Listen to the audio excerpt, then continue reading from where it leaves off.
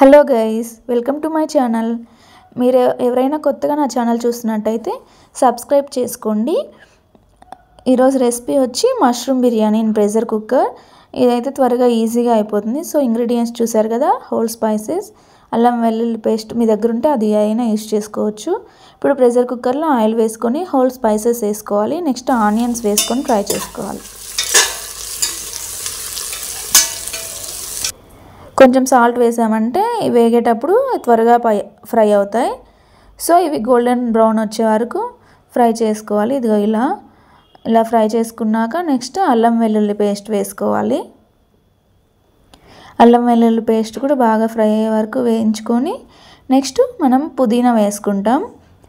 అల్లం వెల్లుల్లి పుదీనా ఒకసారి వేస్తే మనకి టేస్ట్ బాగుంటుంది, స్మెల్ బాగా వస్తుంది. సో తర్వాత టమాటోస్,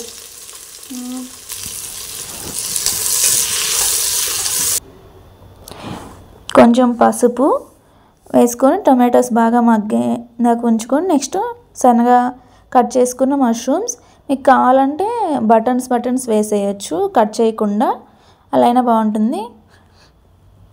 పిల్లలు ఉంటే అలా తినలేరు కాబట్టి కట్ చేశాను.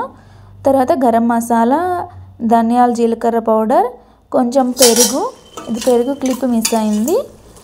పెరుగు వేసుకొని బాగా కొంచెం వాటర్ బయటకు వచ్చే వరకు బాగా మగ్గించుకోవాలి. చూసారు కదా, కొంచెం మష్రూమ్స్ కుక్ అవుతాయి. నెక్స్ట్ మనం సోక్ చేసుకున్న రైస్, ఇది 30 మినిట్స్ అయినా 1 అవర్ అయినా సోక్ చేసుకోవచ్చు. మీరు బాస్మతి రైస్ అయినా యూజ్ చేసుకోవచ్చు. నేనైతే నార్మల్ రైసే వేసాను. దీనికి ఈ రైస్ కూడా కొంచెం ఆయిల్లో ఫ్రై అయితే కొంచెం బాగుంటుంది. సో కొంచెం అలా 1 మినిట్ అలా ఉంచండి. తర్వాత ఇది వాటర్ యాడ్ చేశాను. మన వన్ గ్లాస్కి 2 గ్లాసెస్ వాటర్ సరిపోతుంది. నెక్స్ట్ కొత్తిమీర వేసుకొని బాగా అంతా మిక్స్ చేసుకొని ఇప్పుడే టేస్ట్ చూసుకోవాలి. ఉప్పు ఏమన్నా స్పైస్ తక్కువైతే యాడ్ చేసుకోవచ్చు. టేస్ట్ చూసుకొని ఇంకా విజిల్ పెట్టేసుకోవడమే. ఇవి 3 విజిల్స్ వస్తే సరిపోద్ది మీడియం ఫ్లేమ్లో. 2 విజిల్స్ వచ్చినా ఓకే, పర్లేదు, బాగానే ఉంటుంది. చూసారు కదా, నేనైతే 3 విజిల్స్ పెట్టాను. బాగా పైకి కిందకి మిక్స్ చేసుకోవాలి. చిన్నగా అన్నం విరిగిపోకుండా బాగా కలుపుకొని వేడివేడిగా సర్వ్ చేసుకోవడమే.